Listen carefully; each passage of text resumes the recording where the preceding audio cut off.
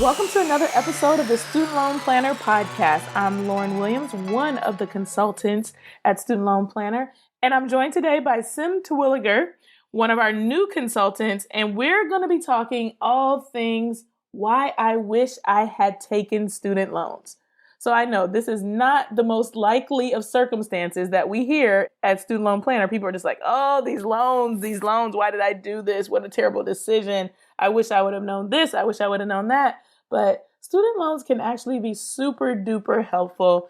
And Sim is going to talk to us a little bit today about how she ended up debt free, but also why she wished she had taken on student loans. Sim, welcome to the show. Hey, everyone. Glad to be here. All right. So let's just jump in. Let's talk a little bit about where you went to school and what kind of decisions were being made, because the one thing we forget about as we sort through our undergraduate degree is that we're minors.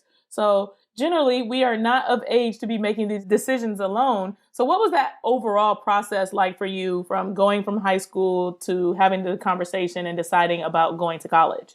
So I didn't get to share this last week. I told you guys that I currently live in Virginia, but I'm actually originally from Philadelphia, born and raised. You can take the girl out of Philly, but you can't take the Philly out of the girl. Growing up, I always heard about the University of Pennsylvania ever since maybe middle school, right? They would always call it the Ivy in your backyard.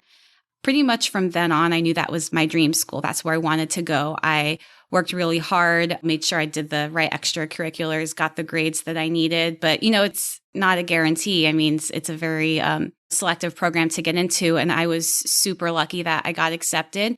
Having said that, though, I applied without knowing anything about debt, finances, student loans. I didn't have a plan for how I was going to pay for it. I just knew, okay, I just have to get in. And so I got in, and one thing that I did know was that I was very afraid of student loans. I didn't know anything about, like I said, debt or finances. All I knew was that student debt was bad, right? It was the big bad thing. A lot of people got in trouble with it. A lot of people couldn't pay back their debt. Maybe they couldn't get gainful employment after they graduate. And these were things I kind of pieced together, but no one had sat me down to educate me on what my options were.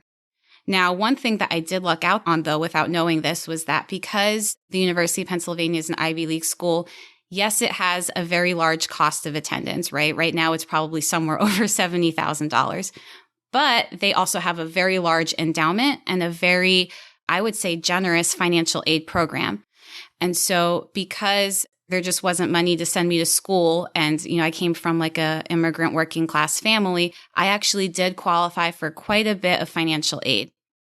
It wasn't so much, though, that I couldn't stop working. I still needed to get some funds together so I could pay for my books, so I can eat, so I can have a little bit of a sense of independence. And so I had to figure out how I was going to fund that difference. Some of you may know about this, but what some schools do as part of your financial aid package is they offer you a work-study grant. And the way a work-study grant works is, let's say that your package has $3,000. So usually your school will have different employers, and they're basically getting a subsidy. And I don't know what that subsidy is. I want to say it's 50% of your wages are subsidized by the government. And then the rest of it comes from their budget. And so it's actually cost effective for some of these on-campus employers to hire work-study students. For a lot of students, it's a win-win, right? You get to work and you earn some of your money, and you also get on-hands job experience. So you get to work and you get some experience, and that can be a win-win. But having said that, sometimes it can be misleading to call it a grant because it's not truly a grant. You still have to work for it. You still have to, apply for jobs, get your resume together, compare different wages. This one's paying minimum wage. This job is paying $10 an hour, and you work until you've earned the full amount of the grant. Some of these on-campus employers, though, will choose to keep you on after your grant has run out. They can make up the difference through their own budget. They just need to fill those positions. And so that was what I did, was I got my foot in the door with some of these work-study jobs. Some of them would keep me on during the summer. So I worked 10 to 20 hours a week because I was so afraid of taking any debt whatsoever.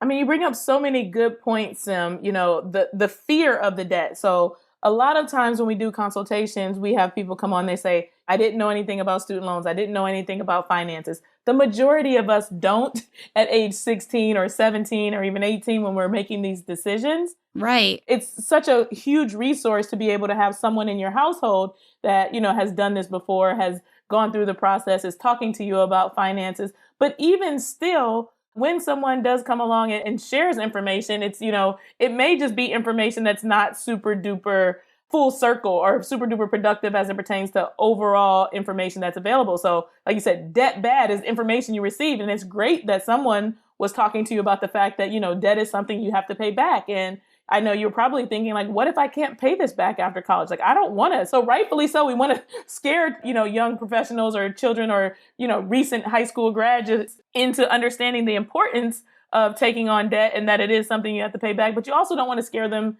so much that they don't actually do what they need to do in order to be able to attain an education, to attain the resources necessary. So it's kind of one of those catch-22 situations where getting the information, but getting the full scope of the information is so important. And so many of us don't get the full scope of the information. We get a part of it, or even we only hear a part of it, because I know I wasn't a good listener at 17 years old. Who was, right? Right, exactly. But I think you bring up a good point, Lauren, that we forget sometimes why we're there in the first place. I was there to get my education. This is what I worked so many years for, to get there.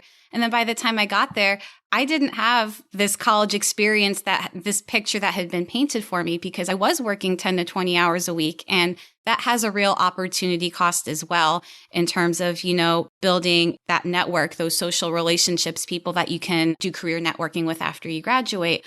Or more importantly, when am I going to study? People, I think, talk about working these like cushy jobs where you get to sit at the library and do your homework. And I'm like, okay, but how many of those library jobs exist? I didn't work at the library. I was actually not sitting and doing my homework. I had to work and pay attention to what I was doing. And so I didn't necessarily have the best GPA, and I'm not going to blame it all just because I was working. I mean, I was also in a very rigorous program and it was super tough for me, but I do sometimes wonder, how much better would my studying have been if I really had more time to dedicate to it? Maybe if I had only worked, 5 hours a week instead of sometimes 10 or 20. Oh, that is such a good point. And I love the term opportunity cost. It's one that they threw around back in college days, but we don't hear very often. And I mean, you bring up really good points. Like you mentioned earlier about the hands-on training you get. So you have a resume when you get out of college that other people don't necessarily have because they haven't had any work experience during college. But also on the other end of that, by having the work and having less hours, that gives you less time to be able to do other things and interact more with the other students, which is cool networking. Because like you said, where do some of those college students that we get to meet and hang out with and become friends with end up in life? Where does that network take you when you forge those relationships? And so opportunity cost is the perfect word to be using to be able to kind of describe the give and take of there are benefits to these various things, but there are also some things that you're going to give up along the way. And which one is more important to you? Yeah, exactly. And, I think this is an area, and honestly, you can probably talk about this in a future podcast, but this is a way that inequalities can be exacerbated, even getting to college in the first place. Things like unpaid internships. Unpaid internships can be a very rich source of job experience where you get into a company that looks super good in the resume, but for whatever reason, they don't want to pay you. That happened to me. I took an unpaid internship one summer. That same summer, while I was doing that, I was also working so I could, try to build up something of an emergency savings fund, which no one had talked to me about. I just knew, hey, I need to have something in my bank just in case.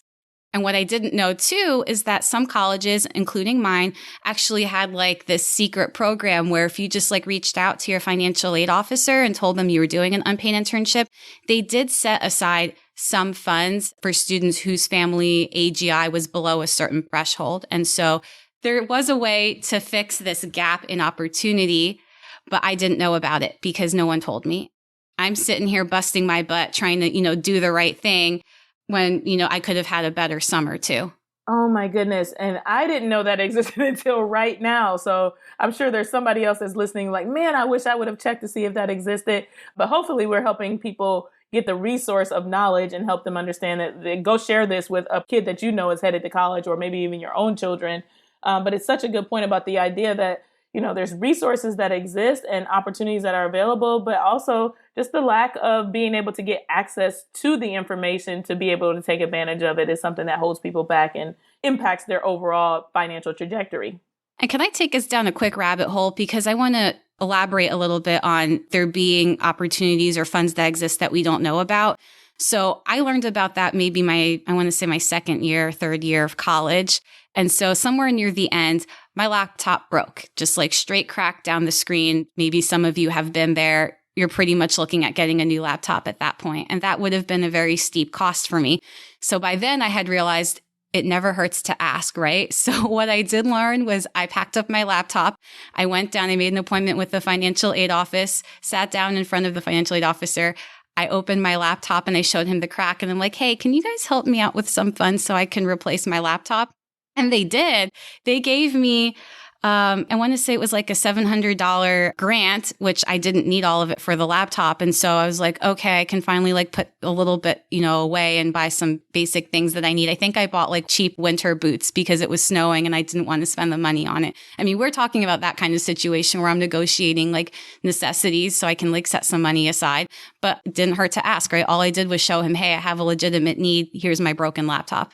Oh my goodness. And it's so amazing, like you said, to hear yet another resource that was available. And also you're aging yourself slightly like, oh, I didn't even need $700 for a laptop. Like, where can we find a laptop that costs less than $700 nowadays? Those were the days and I didn't even know it. Isn't that how it always is? Yes, it is. And so this episode is all about why you wish you had taken student loans. And I think this is a great segue. The grant swooped in and helped in that situation. But I know some of the situations for people is that they don't have, like you said, regular cost of living needs, and there's no way to meet them. And even above and beyond the grant, like you said, you were in a situation where that helped in that moment, but you probably could have used some additional help. So talk to us a little about why you wish you had taken student loans.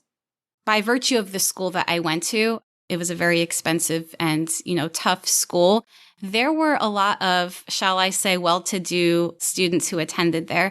By the time that I graduated, Lauren, in, I'm going to date myself, 2013, only 45% of the undergraduate student body received any kind of need-based grants. And so if you do the math, that means 55% did not. So what I'm saying is 55% of the undergraduate student body was determined by the financial aid office to either they earned too much money or had too many assets to not even need any kind of need-based grants. If that gives you any kind of an economic picture of the kind of place that I went to. And so for me, I was kind of surrounded by these folks. And I don't want to give the impression that I was trying to keep up with the Joneses. I was certainly not. I was just trying to keep my head above water. And so why do I wish I took out some loans? There were a lot of times when it really would have helped me out. For example, I mentioned networking. There was a conference that I wanted to go to with some other students, and it cost, well over several $100s, right, for lodging and food and all of that. And so one of my friends kindly shared I'm going to put this in quotes, but a scholarship with me. And I'm like, okay, I'll apply for this scholarship. I got the scholarship. And it turns out it wasn't really a scholarship. It was, you get to work during the conference, but we'll let you attend and we'll pay your way.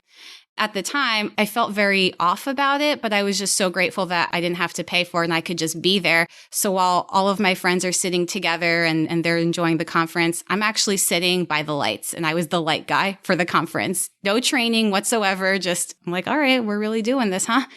And it was actually really awkward for me, Lauren, because I'm like, oh, I'm poor. And everyone knows that I'm poor because I'm sitting out here, poor Sim. How much different would that conference have been for me if I could just, sit with my friends and we can talk about the things that we were learning and doing together. I mean, that's just one example, where a little bit would have gone a long way for me. Oh my goodness. You just drove home such a good point about, sometimes it's hard for someone to think about what it's like to be in someone else's shoes. But, the idea of like, work hard, do your part. It's okay. Like scholarships are great. And it's like, yes, they are. But also, like you said, sometimes you single someone out and you feel singled out. And that's a feeling that someone on the other side of that, maybe it gets by them that that's something that you were experiencing in that moment. Your friends may have not thought anything of it, like, oh, it's cool. Like my friend's doing the light, like she's in charge of something. But they could have also realized, like you said, that, there was some sort of difference between the two of you. It's likely that, you felt that, but maybe they didn't see it. But either way, the fact that someone has to be made to feel like that by being singled out is something that we often overlook. And I think that's really an important point in how we kind of disseminate dollars, resources, knowledge, etc., so that people can get the resources they need to do whatever it is they are trying to accomplish in life, but also not feel less than because they're in need of some resources. That's exactly right, Lauren. It really did suck feeling singled out. And that's not really a situation I would want anyone to be in. I mean, I get it. Sometimes we do what we have to do, and sometimes we take what's available to us, but sometimes it just stinking doesn't feel fair. Yeah. So sorry that was your experience. So you said you wish you had taken out some student loans, and I want to be specific in the type of loans, so there's federal loans, there's private loans. Do you wish you had taken federal loans or private loans? That is a great question, Lauren. I absolutely wish I had taken out some federal loans, especially federal subsidized loans. Those would have been available to me. The difference, why would I feel like you're going to ask me that, Lauren, why would I want the federal versus private? The flexibility, it's all about the flexibility, lower interest rates. And, I was at that time so afraid, what if I can't pay it back? Well, if you're in a federal student loan plan, you can ask your servicer to put you in forbearance if you need to, or deferment if it's a subsidized loan. There's more options when you have a federal student loan versus when you have a private student loan. That's pretty much it. There's not usually a lot of leeway. You're signing a contract, you sign that promissory note, and it's a done deal. Yeah, but as I think about this, the fixed interest rates is one of the things. So as we do consultations, we're usually now for most of the borrowers that are coming our way, 6.5% interest, which is not an awesome interest rate, but it's much better than the interest rate you would get if you were borrowing private loans, because they're looking at the risk and saying woo, there's a high likelihood that $30,000 or $40,000 we're giving this undergraduate student is not going to result in dollars coming into their pocket in the form of salary that's going to make it worth our while. And so what do? They give you a terrible interest rate, very similar to a credit card, maybe 12 or 11%, double digits. So those fixed interest rates, not jumping all over the place, not variable, is one great benefit of federal loans. But then in addition to that, they are overall lower than what you would get from private loans initially. We talk a lot about refinancing as well, but that's something that comes along later once you have the income to support it and you're trying to pay your loans off. And also, in addition to that, with federal student loans, you can also get on an income-driven repayment. Now, obviously, which one you can get on kind of depends on when you took out the loans in the first place, but that's another layer of flexibility. Can I get on pay as you earn? Can I do income-based repayment? These are things that exist to help borrowers as well. And those things just don't exist for private student loans. Yeah, and it's really, really tough to get out of school with, $60,000 or $70,000 of private debt that's already set up with the payment plan and not being able to say, oh, I can't afford this. They might have already given you 20 years, which is kind of like the max term, and it's still not affordable based on the job that you've gotten. And so this is where the income-driven plans make a whole lot of sense. I know sometimes it's a little bit hard for us to explain as we're going through consultations to people that, hey, you're on an income-driven plan, your loans are $100,000. By the time you're done with these loans, they're going to be $300,000. And they're like, wait, what? This makes no sense. How are you helping me right now? But to actually be able to pay based on your income makes it affordable for you so that you can do so many other things in life, so that you can save your emergency fund. You can save for that home down payment. You can save for your kids' education so they're not taking on student loans. And it's actually tied to what you're earning. So it kind of gives you a more fair amount to be able to pay on a monthly basis. And frequently you end up paying only a portion of what you actually borrowed anyway, depending on what your income is. So that is a great benefit of student loans, and particularly federal student loans. And, for me, bringing it back to, hey, I wish I took out student loans, for me, it was more about having more time that I could study or, take opportunities that maybe I wouldn't have been able to otherwise. But I think, Lauren, there are some listeners out there who would also benefit from taking out student loans, but maybe they're in a different situation. I'll share a little bit about a friend of mine who I think would have benefited from taking out student loans. She was in a very difficult home situation, and she was also very afraid of taking out debt. And so because of that, she decided to live at home, which I think just from a personal level was a very bad decision for her and her mental health. But she was so afraid of student loans that she just, she's like, this is a way to save money. And so she lived at home, and she, because of her home circumstances, didn't really get to dedicate as much time to studying. And she was always, stressed and upset. She also ended up working because she wanted to kind of get herself out of there, not as a professional, but just as a friend. I'm like, hey, maybe you should just take out some student loans so you can move out of your house and live somewhere else and focus on your education, which will, for the major that she was going for, was a very lucrative major. So I was also not concerned that she would have any trouble paying it back. But, when you're in a situation, sometimes you just don't see it. Yeah. And it's so hard sometimes to take that advice from a friend. You're like, oh, you're the same age as me. Why am I listening to you? But it's one of those things where actually even introducing the idea plants the seed, and it is the catalyst for change for some people. So I'm so glad that you brought that up for your friend. And it's one major point as to why student loans are a good thing. But there are multiple. Like I said, while many have negative energy around student loans, we definitely need to kind of acknowledge the helpful aspect of them. And so, they don't ask for a credit history when you go ahead and take on those federal student loans. There's no cosigner. So you're not asking anyone else to jump in and be a part of this loan with you. If you're in a terrible home situation, you may not have anyone who's willing to be a cosigner or even has the finances able to be a cosigner. So another great benefit of federal loans, no cosigner, no credit history. You mentioned deferment and forbearance. Definitely you end up in a tough situation for some reason, and you need to, put the loans on hold. You get 3 years of forbearance with your federal student loans. So that's 3 years that you can actually, go through something, get your credit card debt paid down if you ended up in a tough situation. And we don't often recommend people go into deferment or forbearance, but it's something that's nice to have available if it's absolutely necessary. Yeah, I feel like for me, that's the name of the game, is flexibility. That's really what I wish I would have given myself. And just to put some numbers on it, I don't wish that I took out $30,000 of student loans. I think anywhere from even just $5,000 to $7,500 over the course of my undergraduate education would have gone a super long way. And that's a really good point too, about the idea that a little bit goes a long way when you are struggling to make ends meet. And just to provide a little bit of additional flexibility can totally change your overall college experience. And I think it's important that we acknowledge that, it is 4 years of life, 5 or 6 for some. And if you decide to go, undergraduate, multiple years of your life, it is a part of your overall story. I think it's so important that we acknowledge that we should be making the most of the experience in addition to the opportunity to get the education. And you also brought up earlier, Sim, the idea that, there was some, I think you said 55% of those that attended your school that were not necessarily in need of financial aid.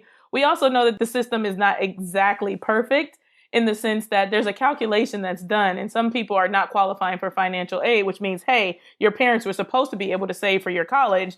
But frequently we get in consultations people who've taken on Parent Plus loans, which are yet another great option from a federal standpoint to provide some flexibility.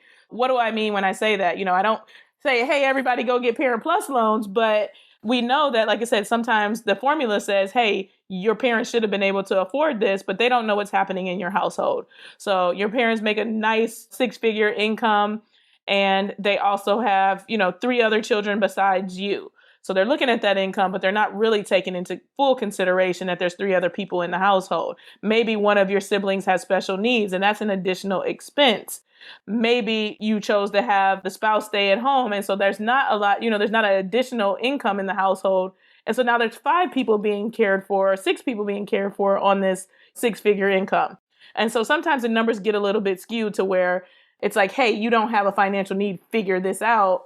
But actually people do have a financial need. And so yet another type of federal loan that exists for parents who are passionate about helping their kids being able to attend college are the Parent Plus loans. Yeah. And actually, Lauren, I'm going to add this to the category of it never hurts to ask. If you are in a situation where the school calculates, hey, this is what we expect your family to contribute to your education, and maybe there are some extenuating circumstances, you can actually reach out to your financial aid office and ask them to do what's called a reevaluation request. With that, you can add, more details about your specific facts and circumstances that maybe weren't captured on the FAFSA form.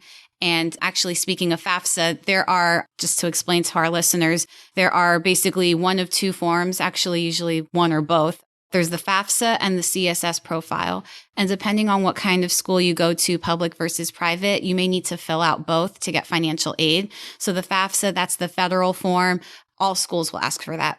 Some private schools will, in addition to that, ask for the CSS profile, which is super, super detailed, much more so than the FAFSA, but that can be a double-edged sword. So they can use that information kind of either in your favor or against you to say, hey, well, your parents have these assets. They should be able to tap into some of those to fund your education. Even though as a financial planner, I may, if I'm working with the parents, I may say, actually, that's probably not ideal for you to tap into that asset. Maybe your kids should take out student loans. And so I've been on both sides of it, as someone who wished that they had borrowed, but also as someone who has counseled parents in making decisions about what they should do for their child's education versus should they just fund their retirement.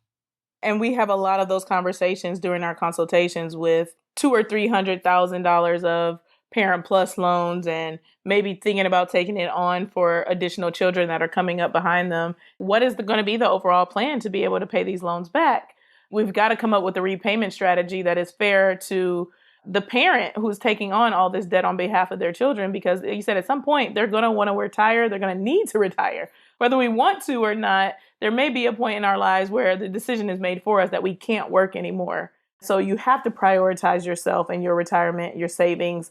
Otherwise, what happens is you took on the debt for your kids and hopefully they got a good enough income because grandma and grandpa are going to be moving in and getting on the couch or living in the living room or taking on the extra bedroom if we don't plan accordingly. So those are sometimes tough conversations that we need to have about at what point do we max out on the way that you can help your children and also be able to help and maximize the benefits to yourself. Yeah, and that's a tough conversation to have because sometimes you get parents where their kids are going to be the first one to go to college in the family. And that's such an honor and, a milestone for the family. So they're going to do what they can do to make it happen. But sometimes they choose to do so at the detriment of their retirement. So maybe they need to reframe their thinking as, okay, like it's great, our kids going to college, but maybe if I save for my retirement, they won't have to take care of me in my old age. And maybe that's my contribution to them. That still has a lot of value as well. Amen. I could not have said it better. So as we get ready to wrap this up, kind of summarize for us the reasons that you wish you would have taken student loan debt. My key word for today is flexibility. So I wish I had taken out student loans. So maybe I could have only worked 5 hours a week and spent an additional 10 to 15 hours a week studying. I think that would not only have helped my grades, but it also would have helped me to realize I was in the wrong stinking major. I was a liberal arts major and here I am working, in finance. And I really wish I would have had some earlier experience with that. I could have been doing what I love so much sooner. I also wish that I could have done the unpaid internship. I could have spent more hours doing my unpaid internship, not having to work those summers. I could have just had a better quality of life and not had to spend so many hours working. I could have, socialized, which there's value in socializing, both for your career and for your mental health. I would just encourage our viewers, yes, be cautious, be intentional, but don't be fearful. Let knowledge give you clarity and direction. Oh, I love that. Let knowledge give you clarity and direction. The famous words. We need to put that in quote somewhere, hang it up in the office. That is incredible advice. And as I kind of wrap up, I'd like to summarize just federal over private. That is a really important thing to consider. And so why federal? No credit history is necessary. No co-signer, so no one else is signing up. Better interest rates than taking on private debt. You can defer the interest on some of the loans if you get those subsidized loans. Forbearance and deferment being something that's available to you. There's a 6-month grace period when you get out of school. So you don't have to jump right into paying the loans. You get a little time to figure it out. Those income-driven plans that Sim mentioned are so important as you're kind of getting your feet wet, understanding what your first job is going to look like, and working your way up the totem pole. One thing we didn't talk a lot about was also discharge. If you were to become disabled, if you were to pass away, these loans can go completely away at no additional cost or expense to you or to others. So if you pass away, those student loans, federal student loans pass away with you. If you become disabled over the course of your life, this is not something that's going to hang over your head. Public service loan forgiveness, we do a lot of talking about that on the podcast, but there's no option for that if you have private loans. Great benefit to having federal loans. And last but not least, the Parent Plus loans as an option to be able to give that gift to your children is something that's really important to a lot of people. And it does provide at least yet one other option for you. So I know you don't hear it often, but Sim wishes she would have taken student loans. And I don't think that taking student loans is the worst thing in the world. Let's change our mindset. Let's recognize the flexibility that they do provide and be super excited that this is one of many resources available to us as we kind of map out our financial lives and go after those things that are our dreams. Sim, this was a really great episode. I'm so glad we got together to do this. You can find myself and Sim on the Student Loan Planner schedule. You simply go to studentloanplanner.com/team and you can set up a consultation. And in 60 minutes, we can help you get a student loan plan in place so that you're not stressed out all the time about it. That has been the show for today, studentloanplanner.com. Until next time.